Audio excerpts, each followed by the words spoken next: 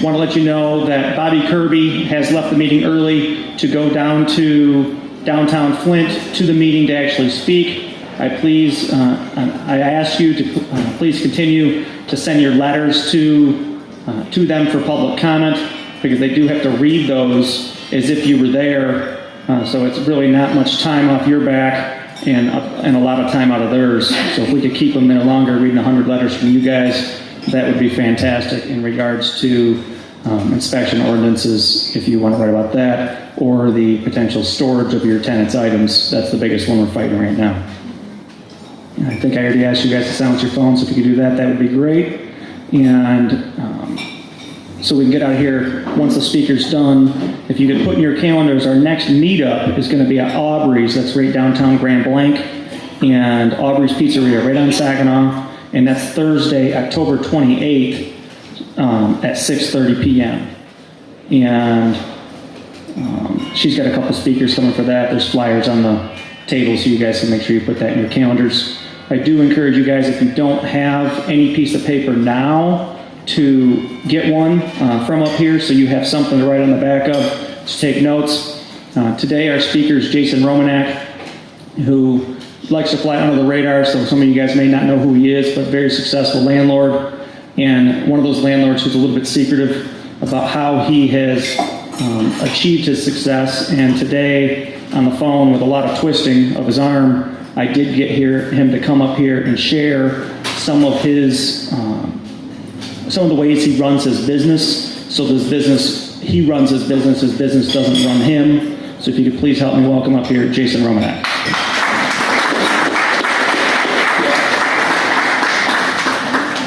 You guys know what a good business he has. You all need to clap. Hey, Brian. Thank you, everybody. Not really a public speaker, so bear with me. Can't say enough great things about the Genesee Landlord Association. I've been a member for many years. Nothing but great things to say. They've taught me so much. So I just want to give a shout out to the Genesee Landlord. I appreciate it.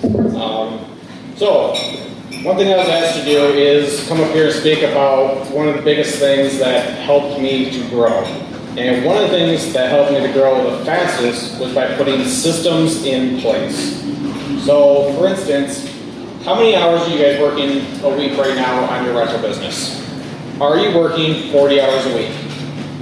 If you are, you can't grow anymore.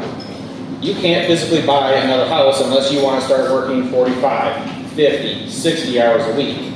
And I don't know about you, but I signed up because I want to be a real estate investor to make passive income and have time with my family.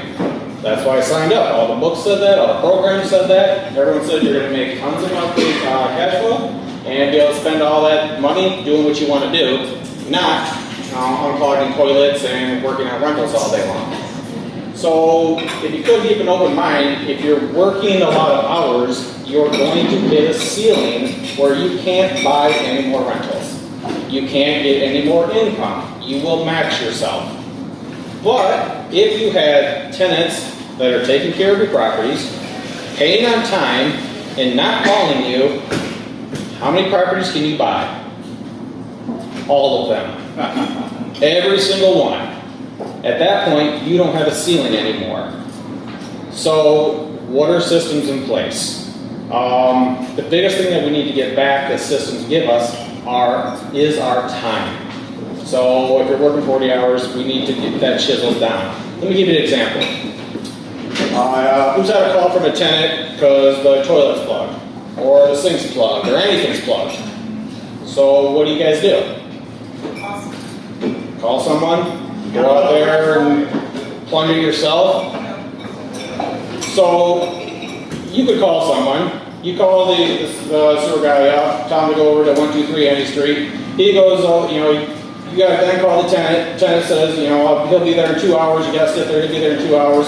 2 hours will go by. Sewer company calls you up, says they're not here. Where are they? You call the tenant back up. Oh, I just ran up to the store to go get some cigarettes. I'll be there in 10 minutes. You call the sewer guy back up. He'll be there in 10 minutes. Just going to get cigarettes. Sewer guy calls you back, and 20 minutes later, he's still not here. You call the tenant again. Where are you at? Oh, I had to drop off my kid too. I'm on my way. Back and forth, back and forth, back and forth. Then the sewer guy finally gets it done, then he calls you up, and you gotta meet me at McDonald's at this corner and pay me right now because I need the cash. You wasted half of your day to fix someone else's toilet. Has that ever happened before? I'm speaking to myself, by the way. That's where I take it from.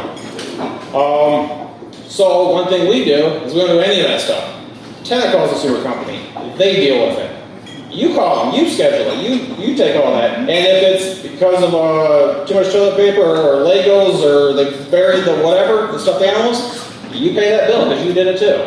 I don't get those phone calls. The only phone call that we would get is, my toilet's plugged up. Great. Go to the folder that we gave you when you moved in, call the sewer company. If it's because of sand, roots, or gravel, we'll pay the bill. Like that has to happen. But I'm still not going out there. I'm still not coordinating any of it.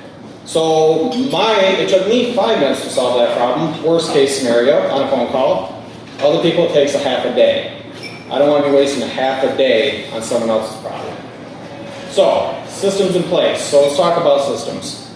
How many people have or even know what a policy procedure manual is? Just show of hands. Who has one? Okay, I see less than 5% of hands going up. Okay, so policy procedure manual is your systems of how you run your business. Now you can buy a policy procedure manual online.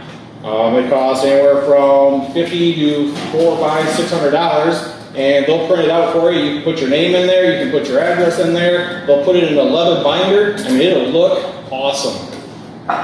Is that how you run your business? I mean, it's a bunch of words that don't mean anything. Like, you can't even take it to a court and say, this is our policy procedure manual. The judge will say, well, how do you do this? Would you even know what page to turn to into something like that? So it's completely worthless at that point. Your policy procedure manual needs to be your living, breathing document of how you run your business. So a policy procedure manual is not, I buy houses, and then I rent houses. It's not even, when I market them, I put them on Craigslist. Policy procedure manual is the complete breakdown where I can take the manual, give it to this gentleman, walk away, and he can do it for me without having to talk. It will say, not go to Craigslist, go to www.craigslist.com. Put in username. Step 3, put in password. Step 4, and you just go through the steps, submit, and it's done. That took no time from me, no training was involved, and if this gentleman was my secretary and had to quit, what if I spent all my time teaching everything that I do and that you guys do, and built this secretary up, and now they are running the company and something happened to them? Can you imagine having to do it all over again? That would suck. So I encourage you to build a policy and procedure manual. It is not something that is you're going to whip together overnight. It's going to take time, but it can be very simple. When you do the next Craigslist ad, just take a second to write down the steps that you did. How many times have you forgot how to do an eviction process? You've done it before, but then you didn't go through an eviction for a while, and you forgot a few steps. It's frustrating. You gotta look it back up, you gotta make the phone calls, you gotta call your buddy, what do I do here, what do I do on this form again? Versus if you had it printed out step by step, if you're doing it all yourself, you can just physically pull the pages and go, done. I'm back playing with my kids. I'm back out with my wife or my husband. I'm out back on the boat or whatever your thing is. Not spending a half a day on how do I fill this form out? Did I do it this way? Did I do it that way? Now forms change. So that's why it's a living, breathing document. It's always getting updated. When something changes, you change it in your policy procedure manual, and it keeps it updated. So at first, it will look like a daunting, project that you have to do. But the thing is once you do it once, it is done. You don't have to do it again. So how many of you guys have a secretary? You don't have to raise your hands. If you have secretaries, they can do this for you. That's the best training experience that your secretary will have. How do we learn? We learn by hearing, we learn by writing things down, and we learn by doing. So, if you hire a secretary or have a secretary, you tell them what you want to do, they write it down as they are doing it, and they physically do it and hit submit if it's put it on Craigslist. I'm just using that as an example. They've done all three things that people need to do to learn. Now, does that secretary know 100% how to post your property? Versus if you just said it and do it, like you just said it, they're going to do it and they're going to miss something, forget something, and then next time they're going to forget about a third of that. It's going to be even worse next time. And then you have the conversation of, why did you do this, why didn't you do that, blah, blah, blah. You're just wasting even more time. Yep. So if that secretary hears it, writes it down, and then does it, she never, or he never calls you again about that process. That problem has been solved. And if that secretary leaves for whatever reason, Secretary 2 knows exactly what to do. It's done and fixed for you. So that's what systems do, is they fix the problem. How many times have you guys had to fix the same problem over and over and over? Like, that is what the policy procedure manual will do, is it stops the problems. I do not spend my time managing properties. I spend my time buying properties and flips. That's what we do. The management part is easy. Once you put it into a system, this secretary does this marketing girl does this. So let me back up to, I say marketing girls and I say secretaries. For me, that was a hard mindset to break. I'm not going to hire a secretary. I can't afford a secretary. I can't afford someone to do this. Does anyone have that thought going through their head? Your secretary will make you money. It's not the other way around. Your secretary makes you money. How long does it take to file your eviction? If you don't do it very often and you don't know exactly how to, just whip right through it, you're going to easily blow through a half a day before you get to it. Correct me if I'm wrong. I'm open to correction. I'm open to hearing things said. If you don't do it all the time, how do I do this? Did I do this? Did I feel this all right? You second guess yourself. You go make a sandwich. You come back. You do this. You call a friend. So it took a half a day to do it, but you probably put it off for 3 days before you even got to that point because it sucks. So now you've got a vacant property for 3.5, 4 days versus paying a secretary for 10 minutes of their time to get it on the market and get that thing rented, and now you're making rent for those 4 days. Not paying the taxes for vacancies is priority number one in my company. I know we only pay taxes once a year, but it's prorated every day. Same with the insurance. Same with liability. So vacancies are my number one priority. When something goes vacant, we get them in their turn, we get them back on the market. And when you have systems in place, when it's ready to go, my agent or myself, calls the marketing girl and just said, it's ready, go hot. That's all we have to say. She goes to step 1, step 2, get on the market, step 3, do this, take the phone call, set up the showings, all the way till we get the applications, and then we put someone in. So that sounds great, right? That sounds wonderful, let's do that. So where do we start? Any ideas? That all sounds wonderful. When I heard that for the first time, I was like, that's great, sign me up. But I didn't know where to start. So where do you start building the policy procedure manual? Any questions? Any comments? Hire the secretary. Okay, hire a secretary. And we can talk more about we can talk later or offline how a secretary makes you money. That doesn't have to be a conversation right now. Yes, in time, but there's other ways that she physically puts money in my pocket all the time that I would not have done anyway. She's physically paying me to work for me. That's a good thing. So let me give you an example.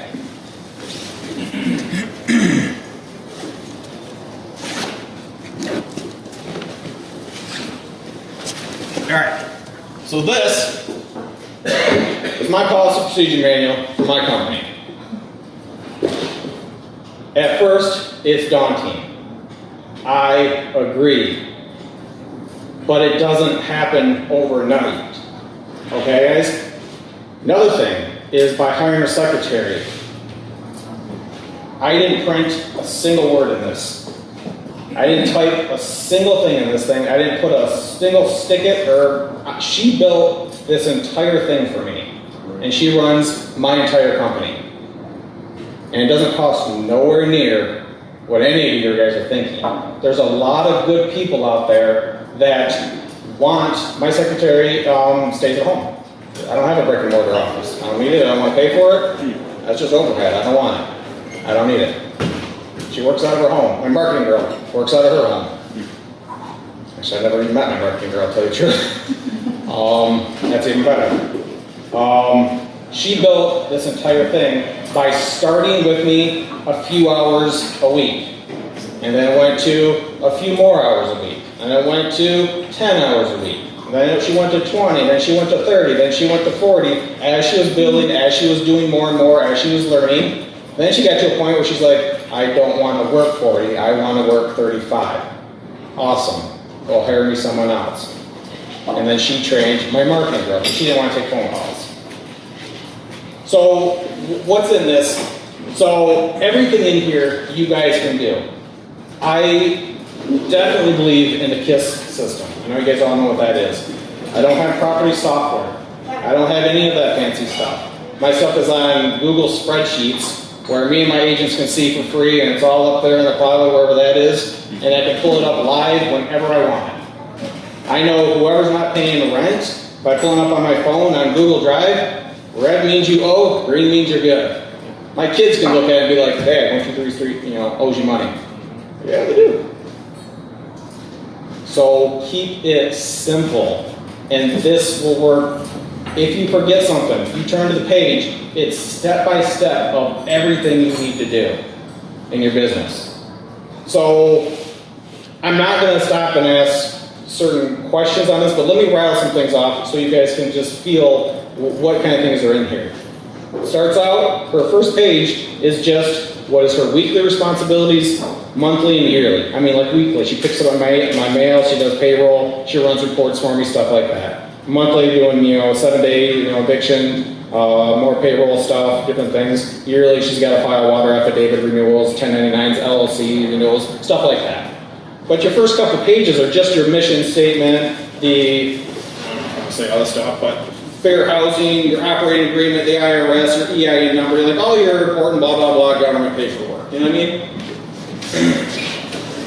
Then it just starts simply with, what do you start with first? Well, first you buy the property. So you got to get consumers in your name. You got to get water in your name. This is exactly how we do it. These are the phone numbers that we do. This is who we talk to. This is our EIN number. Like boom, boom, boom, boom. It's done. It's taken care of. We got consumers portal, so we can put all that stuff in, and it's all taken care of. The property transfer affidavit, did that get filed? Did you do a rental inspection? All these things are printed out, and she's got them all color-coded. I don't know if you guys can see it. She just circles her little notes in here. This is how it's filled out for each property. I mean, a third grader can do this. This is not complicated stuff. How do you market a property? Where does it go? What is garbage? I've got garbage days for all the townships. What's the square footage on that property? All the information. Your Craigslist thing, it's all copy and paste. Everything is copy and paste. When you go to Craigslist, or 123 Any Street, copy that, boom. How many times have you gone there? Oh, it's been a while. What did I put in there? Pretty little, gorgeous, fenced in. Every time you guys, how did you write it perfectly? Who cares? They don't care. Read red, one bad, boom, boom, boom, bullet point, get it out. Just copy, paste, done. The headline, everything is copy and paste. Just get it done. So speaking of getting it done, one of the biggest things that my coach gave me, advice, was done is the new perfect. I say that all the time to myself. I used to think that I could cross all the T's and dot all the I's and do everything. It's got to be the pretty little white picket fence above, when you got to write the Craigslist ad just absolutely perfect. No one cared. That didn't generate any income. That didn't make me anything except waste more time. Getting it done, getting it on the market, getting it rented, put cash in our family's bank account. That worked.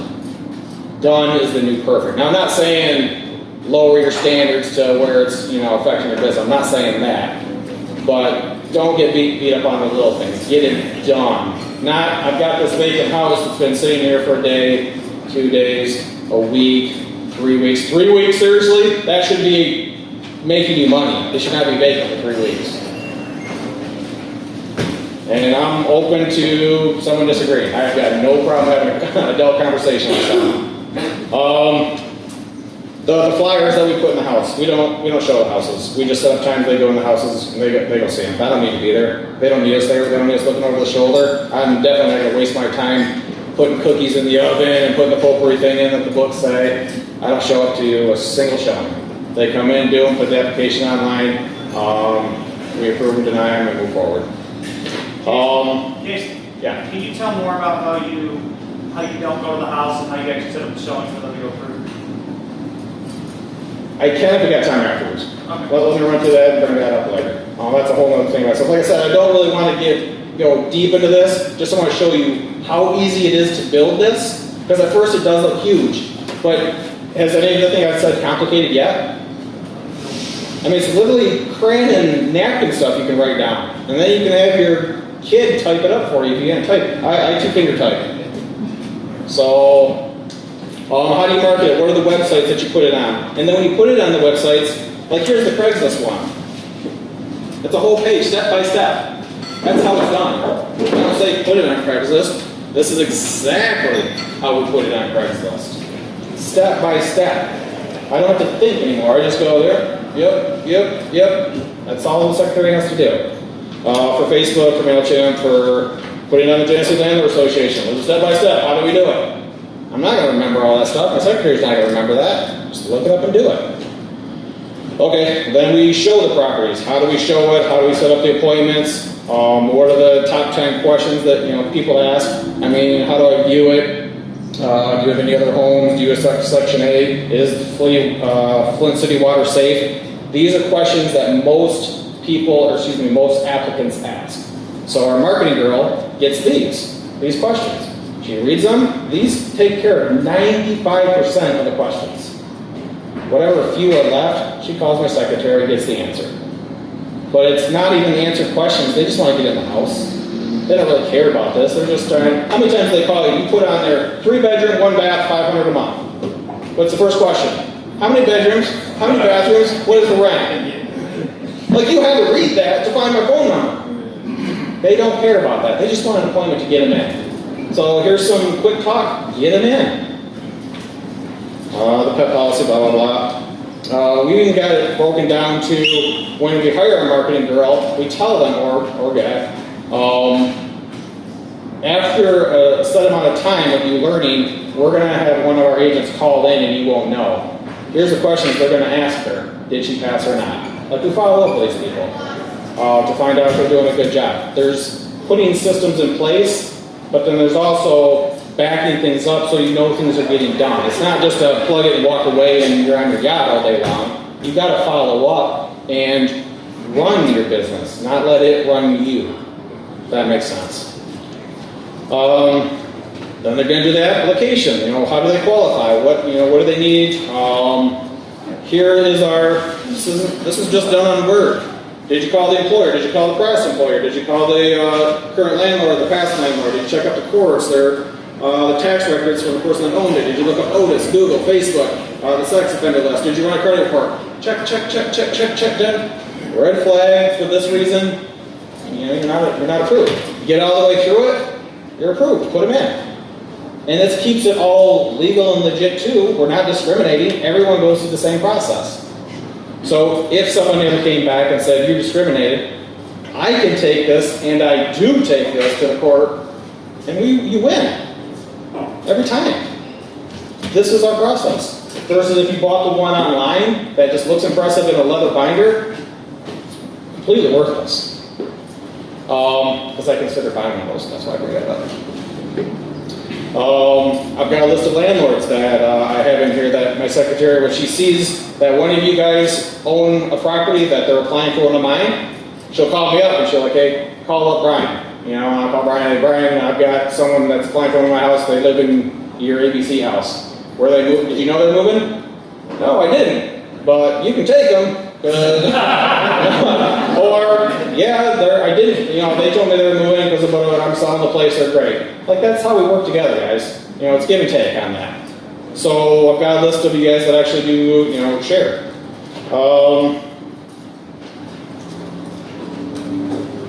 Holding resident military, how to deal with all that kind of stuff. Then they move in. Here's our move-in folder of exactly what it looks like, what we give them, the lead-based paint booklet, how to pay the rent. The form that Henry keeps talking to you guys about, it's in there. It works. Do you want an inspection? No, we don't. They all sign. No. Who would say yes? I don't know. I've never had someone say yes. But we fill out their name, date, and everything. Sign initial, done. That's all they got to do. Sign initial. She even puts the little cute little red arrows on. Like, you can't make it any simpler than that. And that form's done. The lead base, the house rules, procedures, the list of charges that they will be charged when they move out if they're broken. So here's one, guys. Let's pick one. Closet rod. If they move in, there was a closet rod in that closet. It's now missing. The agent takes a picture of it, and then when we take them to court, there's a picture of a broken rod and a form that they agreed to pay $25 for a closet rod. There is no discussion from the judge. We get $25. Plus whatever else. Plus when you do the transmittal, here's all your numbers. It's done. We're not going through, how much should I charge for that? How much should I charge for that? Well, is that fair? That's all time. Yeah. Just blow through it, transmittal's done. Kick it out. I want to be back with family and the kids. That's where I want to be. Not doing this. None of this is why I signed up for. The 30-day, the pet agreement, top 10 questions, of course the lease. How to pay the rent. You know, everything's in there, and then the inventory checklist where they fill that out. You guys all know what that looks like. Okay, so then we got water affidavits. You guys, am I going too fast? Are we good? I know I get up to start around. We're good? Okay. I just want to give a big picture, not necessarily that deep. Water affidavits. They're all different everywhere. How do you fill out the one in Burton, the one in Flint Township? How do you fill out the one in Mount Morris? How do you do the one in Beecher? Well, that's how you do it right here. Here's a sample of this one. Here's a sample of Flushing. Here's a sample of, this one's Beecher. Here's this one's Flushing right here. That's how you fill it out. It's done. It's just fill it out, move it in. You know, you buy another house in Flushing, that's how it's going to be done. So there's all water affidavits for different cities. How do you then manage the tenants now that they're in the house? Here's questions that they typically ask. How do they, you know, someone want to transfer, they like this house that you also own. What's the process to transfer a tenant from one of your houses to another one of your houses? Well, this is how we do it, step by step. Let's see what else. It's cloud tuck around, invoices, more samples. How to kick out 7-day notices, how to do the evictions. Here's all the court paperwork. Here's how you fill it out. It's real easy, guys. Here's all the courts where you're going to, depends on the property. Here's exactly how you fill out each of the forms. I mean, they're right there in color. It can't get any simpler. So, does this take a lot of time? Yeah, it takes a lot of time. But you're not doing it one day. You're just doing what you do on a daily basis right now. Right now, you have an eviction in the city of Flint you're dealing with. So when you fill out the form, when you're done with it, run it through the copy machine, put some green and red circles on it, and stick it in a folder. Like, that's not complicated to do. Next time you do it, oh yeah, I gotta check that box too. Like, why would you want to solve a problem you already solved multiple times again? It's already solved. Move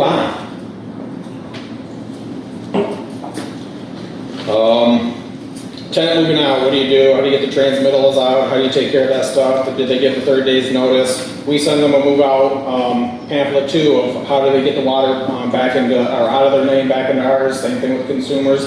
It's all right there for them. So when they say they want to move, she prints out a move out thing, throws it in an envelope. That's it. Even the envelopes are all in there, she just doesn't Word document. So when the new tenant moves in, she takes out the old tenant's name, puts in the new tenant's name, or the address still stays the same, everything else stays the same. She just types in that tenant search for, pulls up, hit print, envelope prints out, it's all professional. She prints out the move-in packet, it's all copy and paste stuff. I mean, she changes, the things that are highlighted are things that she changes. The date, the name, the security deposit amount. She fills in, and if it's City or Mount Morris or wherever that thing, she fills in 4 lines and hits print. Puts it in an envelope, sends it out. Now when they get it, that's very professional looking. They know exactly what they got to do to move out. There's no more questions. They don't call us for questions because we've laid everything out there for them. Them calling is wasting our time too. That sounds horrible, I shouldn't say that. But I said that.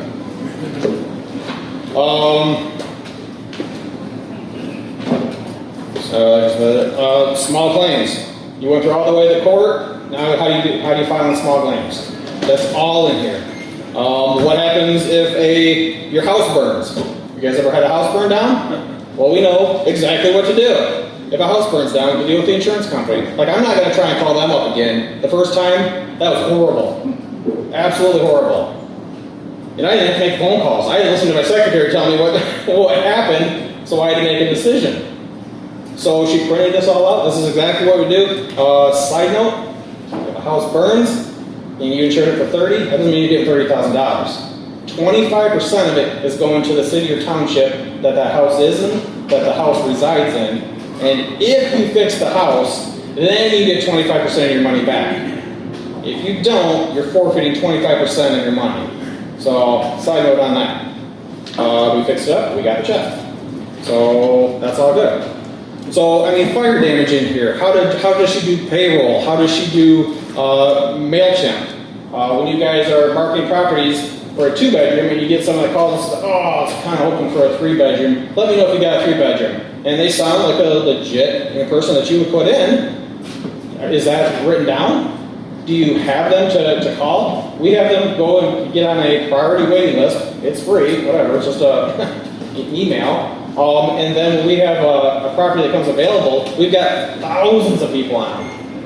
One button and it sends it all out to people that have already called us, already possibly applied, that we're interested in.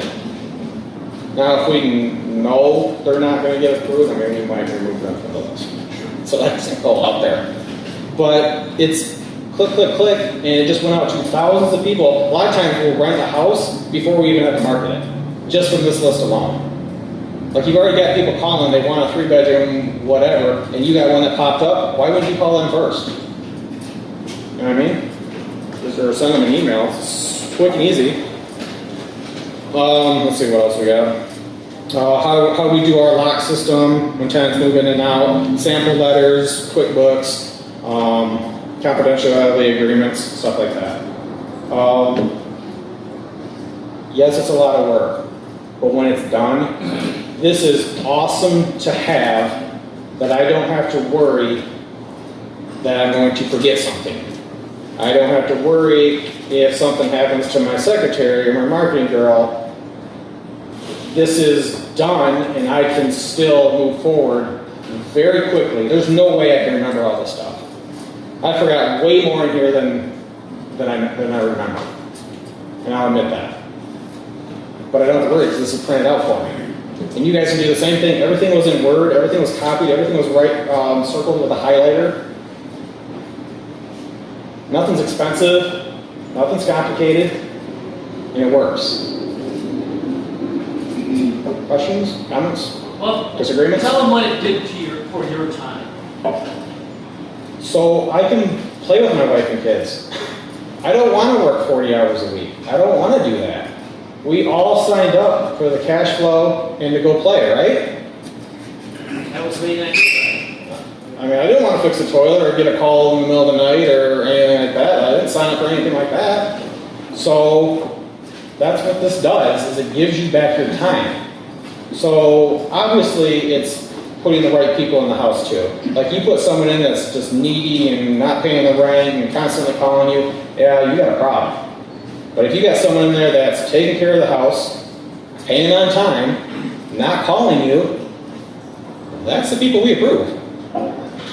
So we spend more time,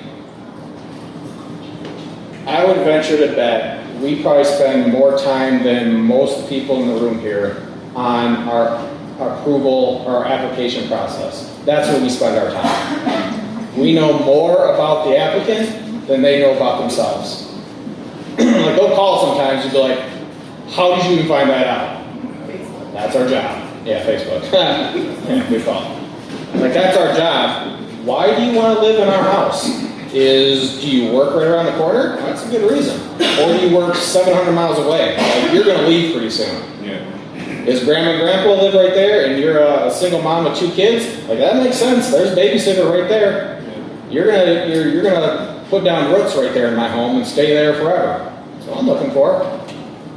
Like why are you wanting this house? Is it family? Is it friends? Is it is it work? Is it your favorite hobby is race car driving and my house is right next to the racetrack? That makes sense. If it doesn't make sense, move on to the next person. So, How did you find your assistant? So you start talking word of mouth. You start you can go on Craigslist and stuff. You can put other things out there. I started talking to everybody I knew. So let's talk about secretaries. It doesn't have to be expensive by any means.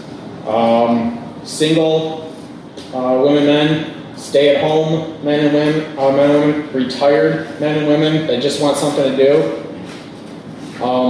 Mine is a single lady that lives in an efficiency apartment and has a little bit of anxiety issues. She wants to stay at home. She doesn't want to go out.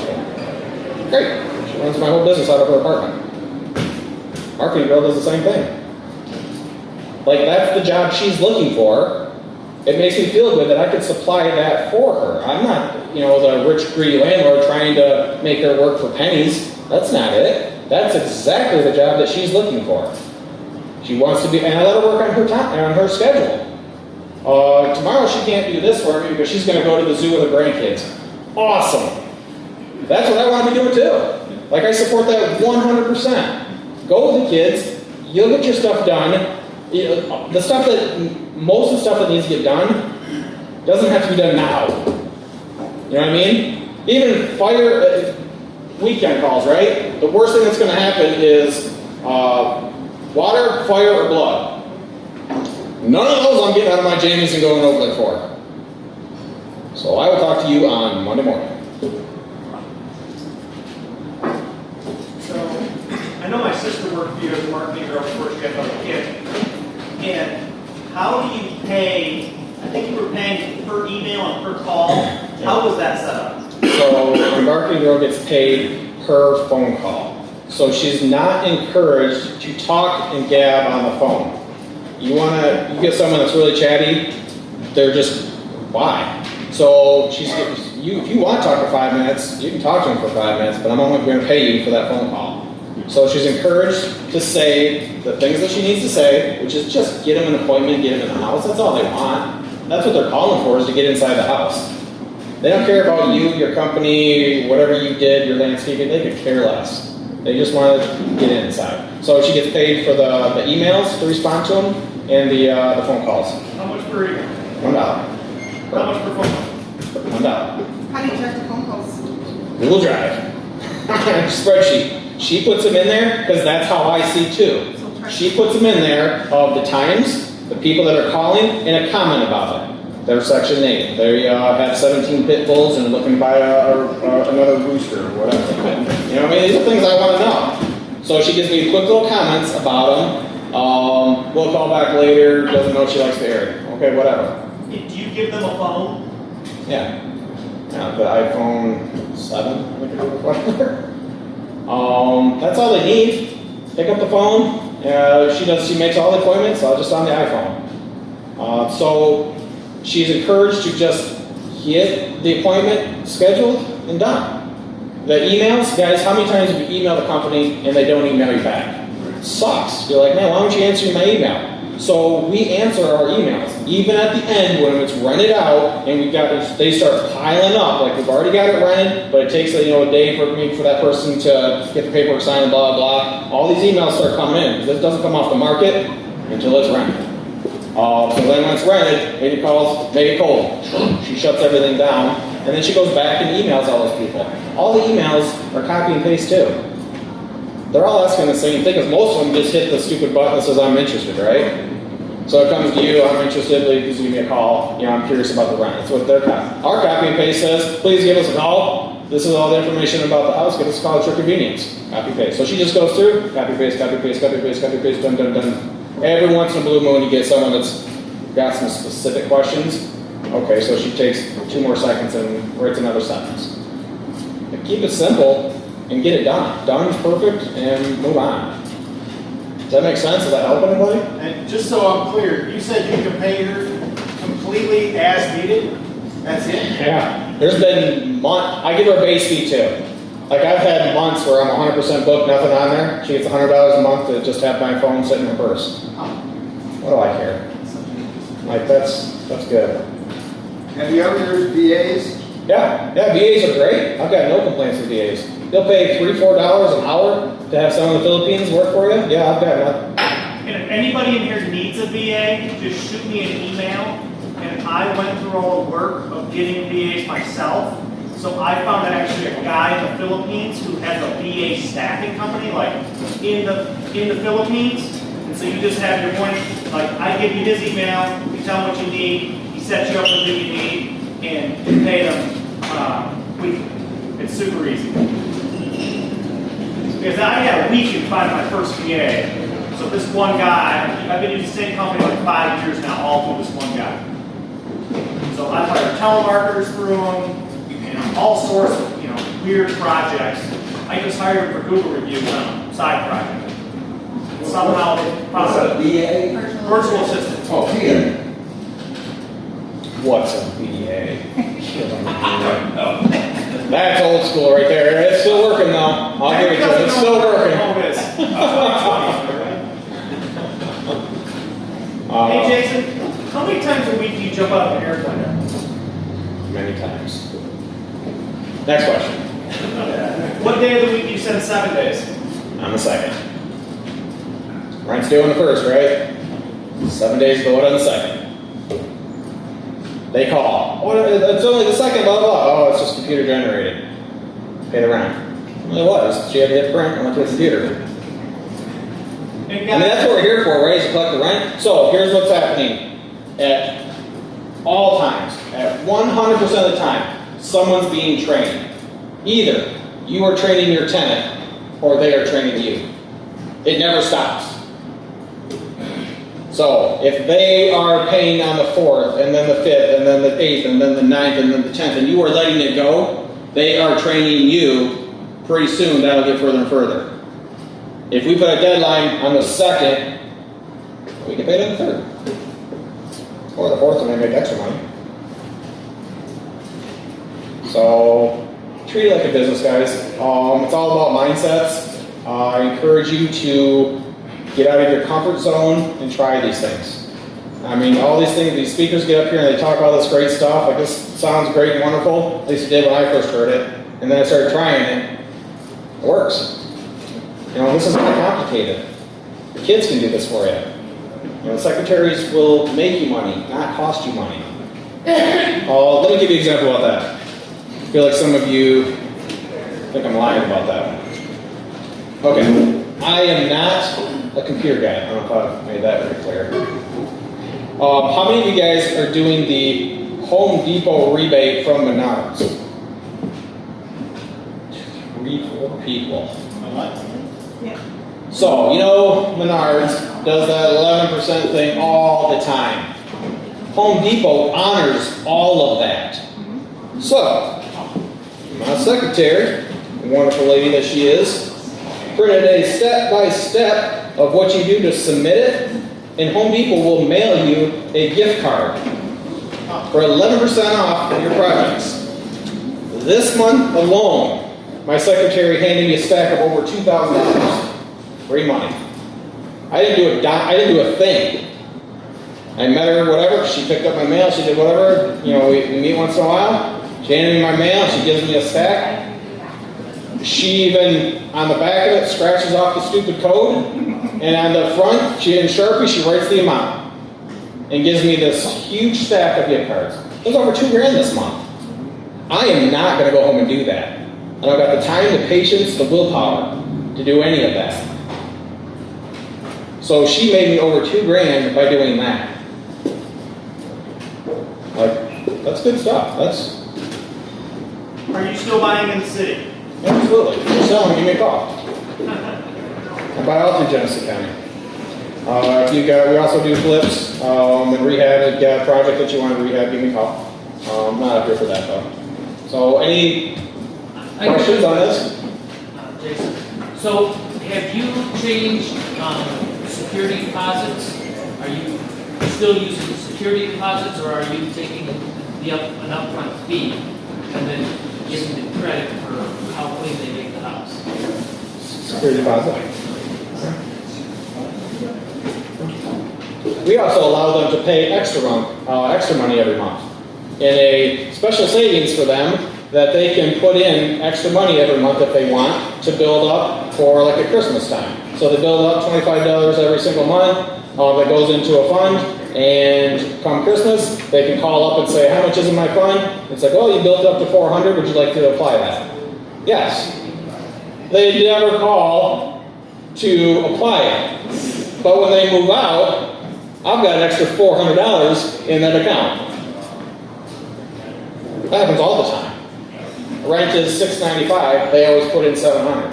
Every $5, they always forget about it. I'm not trying to scam them, whatever. Like, they legit call, I'll put it in there. And when they move out of the house and the house is clean, we put it on the transmitter and give it back. I've got no problem giving back 100% of your money.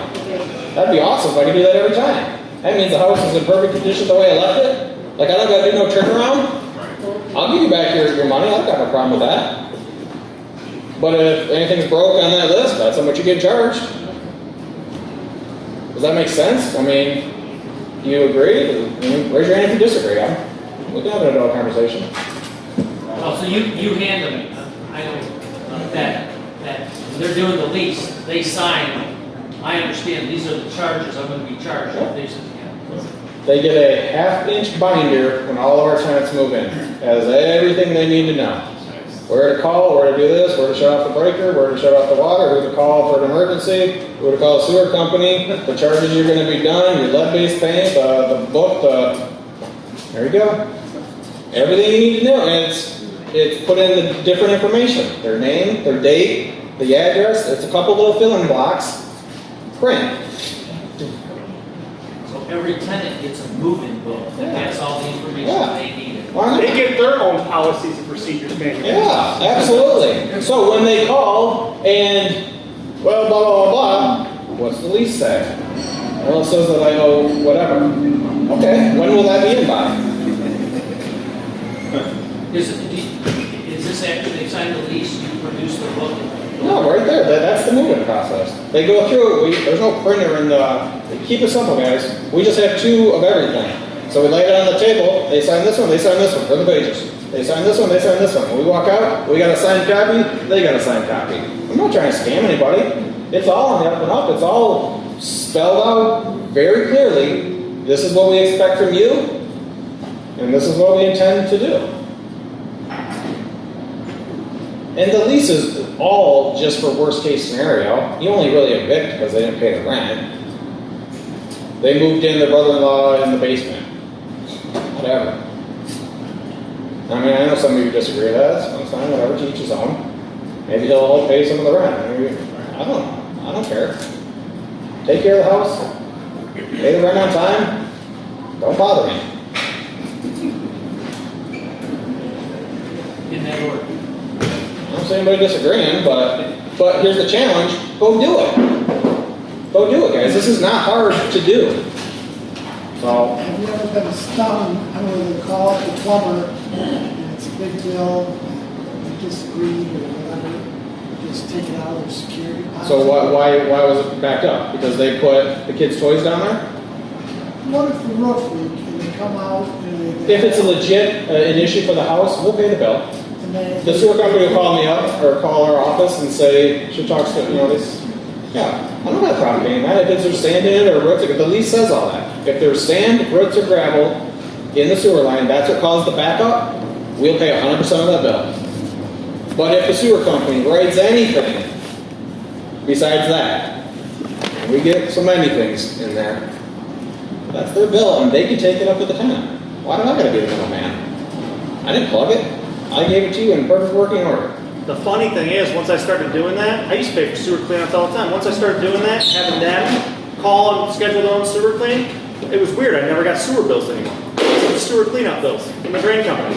Because it was always their fault. Who's training who? That's what it comes I down think to. you got a question back here, Jason. Yeah, it was a quick question. I'm just curious, like, hi Jason, thank you. On your multifamily stuff, like. I'm on a single family. All right, thank you. Easy, bullet point. I mean, I'd like to get into multifamily. I just haven't found the cash flow like my single family. Find your own niche. So, Hey, yeah. you doing inspections? Do you got a scheduled inspection on your worksheet? Is this recorded? Yeah. We'll talk a little bit later.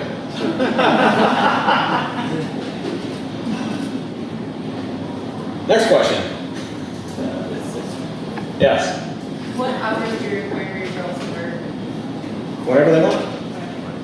Whenever they want. She sometimes gets up at 4 o'clock on Saturday because she can't sleep and she wants to do some stuff. She does it at 4 o'clock on Saturday morning. Sometimes she needs 2 days off because her grandbaby's doing some recital thing. Awesome, go do it. Just as long as the work gets done, I don't care when it gets done. That was my, can I have a follow-up question? Sure. Do you have an after-hours call line? Nope. Nope. But the biggest thing is going to be water, fire, or blood. And I'm not going to any of those. Call 911, I'll talk to you on Monday. Like, what are you going to do if the house is on fire? Are you going to go out there with a bucket? You going to help them move their stuff out? If someone died, I'm not going out there. That's not my job. That was a whole mentality shift because all of us people think, oh my gosh, in case there's a crisis happens, I got to be here to answer it. Yeah. At the end of the day, who cares if a crisis happens? It's not your crisis, it's someone else's problem, and it's going to be there on Monday. So 99% of the time, okay, that might be, I haven't got the actual stats on that. Most of the time, they call and leave 17 messages over the weekend that the basement's flooding, the end of the world is now here, it's a swimming pool down there, it's all the way to the top of the floor, the roof's floating off the house, oh my gosh, you need to call now, blah, blah, blah. I mean, she actually gets those calls and then she's like, she gets to the point where she sees the number, you just delete, like you don't even listen to the voicemail. You call them up on Monday, at 9 o'clock, like it doesn't have to be 6 a.m. Monday, 9 o'clock on Monday when we open. Yeah, 123 8th Street, got a voicemail? Is there something we can do for you? No, we sucked it up the shop back. Thanks for the call, man. Have a great weekend. Like 90% of the time, that's what it is. Like you guys, a lot of you guys are homeowners. Like, you suck it up the shop back, if someone's not there, you take care of it. Same thing with rentals. We're adults. Why do I gotta babysit them? We tell them when you move in, we treat you like a homeowner, not a tenant. Don't call us if the light bulb's out. Change it. It's right in the lease. You're responsible for X amount of responsibilities. We'll come out and do it, but we're going to charge a service fee. So change the light bulb, suck up the water, adjust the little flapper thing on the toilet, clean the dirt out of the sump crock. These are all those free, stupid things. And they do it all. They take care of it. They have pride in the home that they live in. They plant little flowers around. They put little fences around little things. They do all kinds of little things. They're treated like a homeowner. Yes, sir. I know we're wrapping up. The very thing you're saying now, let's get the shop back. I've been there, done that with too many tenants where I'm like, no, I do not count on them to do that. Because I have to treat some of them in the past like irresponsible adults that I will have to go make sure that they clean it up because they don't care. Okay. But then I had a season where as you described, and I'm hoping you can speak towards this, where I took more time. It was agonizing. Property might sit empty longer. to seek out better tenants. There you go. I'm hearing you speak to some things that sound like you have found a way to cultivate your mindset about the real estate business, and that drives the decisions that implement these systems. How can you speak to us about shifting our mindsets? Because some of us may be on call and feel good about it and need some help to make that shift. So on my sheet of everything that they go through, I'll call the landlord, call the employer, look them up on Otis, look them up on a sexual predator list. Nowhere on that sheet will you see gut feeling. You won't see it on my sheet. Because I don't care about my or any of my marketing girls' gut feeling towards anybody. Care less. What does all their paperwork say? They've got a credit score of 102. They've got 17 evictions. They've moved to 37 houses, and Facebook has got nothing but pit bulls fighting and whatever. Maybe I should look for someone else. But they were super sweet, you know, when they ate my grandma's cookies that I took over there. Has nothing to do with gut feeling. How do you shift your mindset? It's not easy. So the mindset's everything. It's your relationship with your wife. It's your work mindset. It has to do with your money. Mindset is literally everything. What are you guys going to do today? Are you going to stay and have a bunch of drinks and get wasted and pass out here and get hauled away? Or are you going to go home and... I almost got weird for a minute. It's hard. It's a daily challenge. If this mindset isn't working, I need to change something. The definition of insanity. So, Say to yourself, it's better to have a vacant unit than a bad tenant. When you start realizing it's better to have a vacant unit than a bad tenant, you'll start looking for better tenants. write that checklist down. She literally goes through that entire thing and checks every single thing. And then we have a conversation. She doesn't, that's something that I get involved with too. She does all the work and then we have a conversation. Do they make the money? Do they? So she rattles off all the things I need to know like right now. Boom, boom, boom, boom, boom. And then she'll say, I got 4 others, but you don't even want to hear about them. Great, done. We're done talking about all those 4. Like I didn't do anything. I don't want to talk about it. And then if they're on the line, then I do make a final call. I'm the owner. It's my job to make. It's my job as the owner, and it's your job as the owner to stand on the mountaintop and look at your business and make those certain decisions. It's not your job to do everything down here. And I'm not belittling anybody. There's a lot of people that that's the job they want. That's fine. I've got no problem with that. My secretary loves working for me. I mean, and she gets paid for what she does, and she does it. My agents love it too. Thank you, man. Do you have any books or podcasts or anything that you would suggest? Oh gosh, twist my arm to get here. You kidding me? No. Okay. I don't do this. I don't get up and speak. I don't. Oh no, I'm not saying you. I'm saying that you would recommend to help people adjust the mindset. Okay. My favorite book of all time, The Richest Man in Babylon. Yes. By far, #1 book. I try to read it every year. It's so simple, you won't do it. That's how simple it is. That book alone changed my entire finances on my family. That book alone. All the Rich Dad Poor Dad, all those other ones, the Ledger books, all these other ones, they're great. Like I've got no complaints. I do a lot of reading myself too. But that book alone is so simple, you won't do it, and you threw away a golden nugget. You know, Jason, the quandary is that most people in this room search out the best tenant that they can find using the tools that are available to them. I know you do, and I know I do. Yeah. But after you do this diligent search, the credit was good, the landlord had a good word to say, the car's pretty decent, you know, we still fail. Yep. We probably still fail. Same. 5-10% of the time. Same here. And what do you attribute that to? I mean, we've done our due diligence. We follow the rules, so to say. Where do these people come from that let us down? Welcome to Earth and dealing with people. Are you kidding me? People change, right? You know, I'm Why doesn't everybody show up on time, do what they say they're gonna do? Like, that's my, yeah, you don't want me to go there. So, I have the same thing too. We do all that stuff, and we get a bad tenant that trashes the house. So let's go to mindset like this gentleman keeps bringing up. I can either cry and piss and moan, or get the guys out there, get it turned, get it rented, get it, make more money, and get back out playing. Whatever. Go buy another rental, make some more money, make it back. That's what we do. Go buy another one. Or if the market great, sell it. Whatever. Make a business decision and move on. Like, I don't want to be laying down at night and thinking about a rental. Do I from time to time? Yeah, I do. It sucks. I hate it. But I don't want that to be my focus. Any questions afterwards? Feel free to talk to me, guys. Thank you. I appreciate it. Thank you.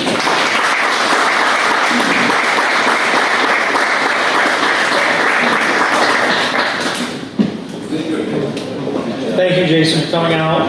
So right before we get out of here, we have Bernard to introduce one vendor. I'm sorry, I didn't know you were here. So Bernard's going to introduce you really quick, and then we'll do 50-50 and get out of here. You know, I'm just going to keep it simple in the vein of simplicity. And get out of your own way, as Jason was just sharing with us, that sometimes we overthink this and make this business way too hard. During the pandemic was an eye-opener for me that I hate, quite frankly, I hate going to go open properties or paying someone to go open properties, particularly in an environment where sometimes people are just flaky. I had 3 no-shows for different occasions today that, frankly, I built my life not to have it be broken by those folks not showing to be late today. But the gentleman we got here is Dwayne Williams. He operates V-Spec 360, and he's going to tell you about his services for 3D tours, videos, and photography for your properties, so that, frankly, people go check it out, and you don't have to be there. What? That doesn't work. How we all doing? My name is Dwayne. Thank you for having me. Thank you, Jason, for speaking. Definitely a lot of insight. I own the company V-Spec 360.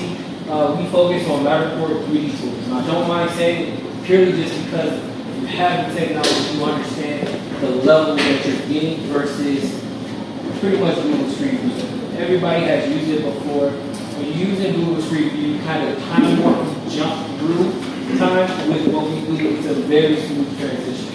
One of the important things that I like to point out is we all experience COVID, especially you guys. As homeowners, as landlords, you get to experience how restricted, life could get for all of us. Well, that's where my business really blossomed, is because, like I was saying, you don't have to waste the time of going back and forth, wasting gas, or in his case, paying somebody, to go back and forth.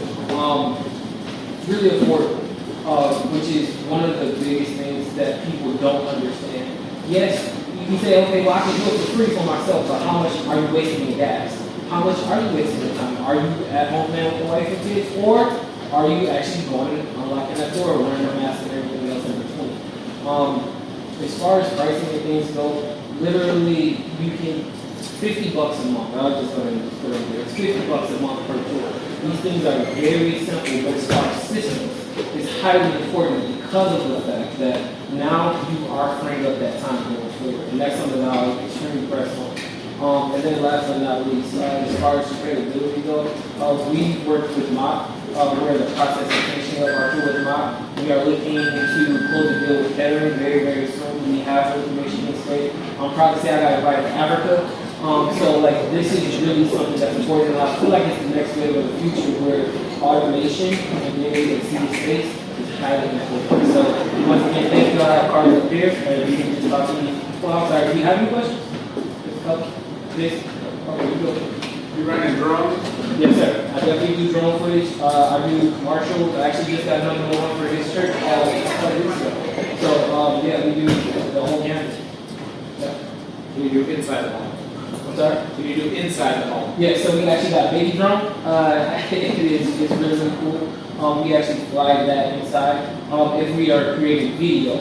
But outside of that, the actual 3D tour itself, it is all of the interior. And outside of that footage, those commercials, those types of things, we actually put them inside of the actual tour. And that's actually what attracted the colleges to us. So now, in their case, the colleges, we have the 3D tour, you can walk around the building, But at the beginning of every tour, there's a video that actually pops up. Hi, my name is Sid Greer. You were inside of this building. These are the amenities that you will find inside of this building.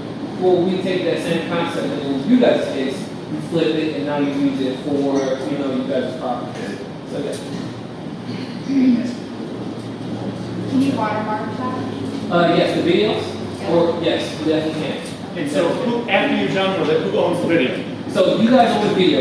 We give you video if you bought it, obviously. We get you your video with your own watermark if you have one for your company. Outside of that, we give you photos that you guys own. The only thing is that you don't own the actual tour itself.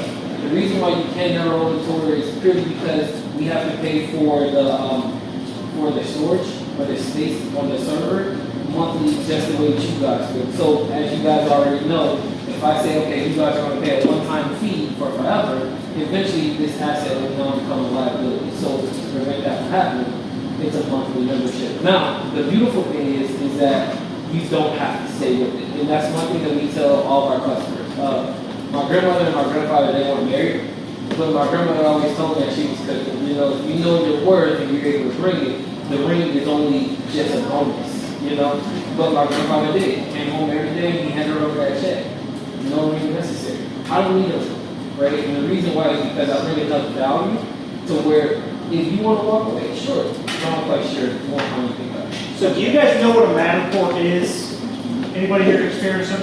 Yes. Who has not experienced a Matterport? All right, so a Matterport is where, like, he shows a picture of a house, and you literally on your phone or with your mouse can look around. You can see the ceiling of the entire house, and then on the floor of the house will be a little circle. And you click on the next circle, and it walks you over to the next one, and you look around, and you can see the whole house 360-degree views.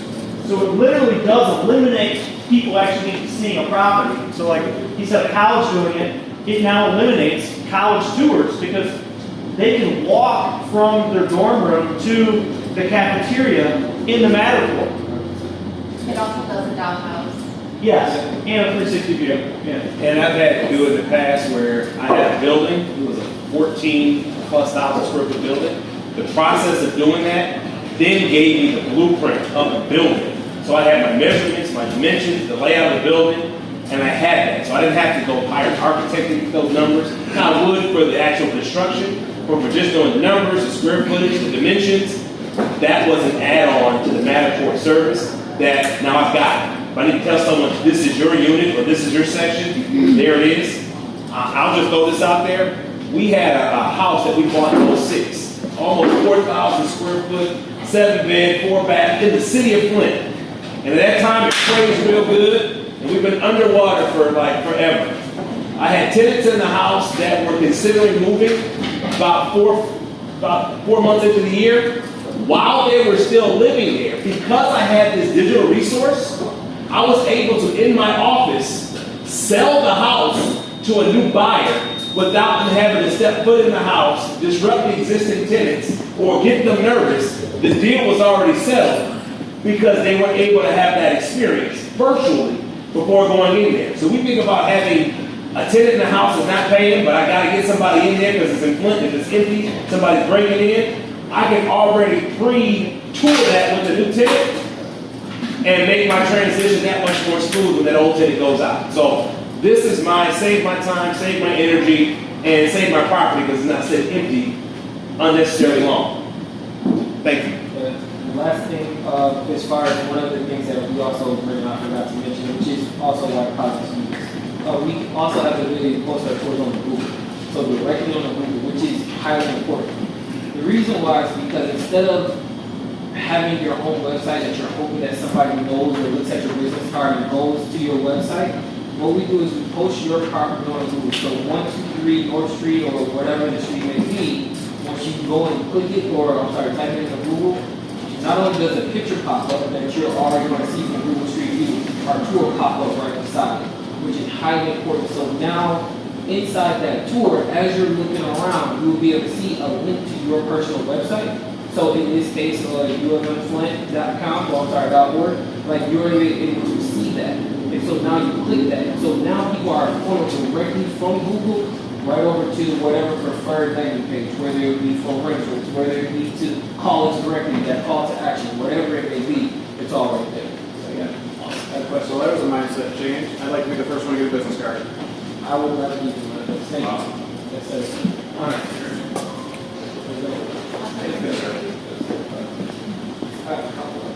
So our last thing is 50-50. If this guy here in the amazing Hawaiian shirt could draw, that'd be amazing.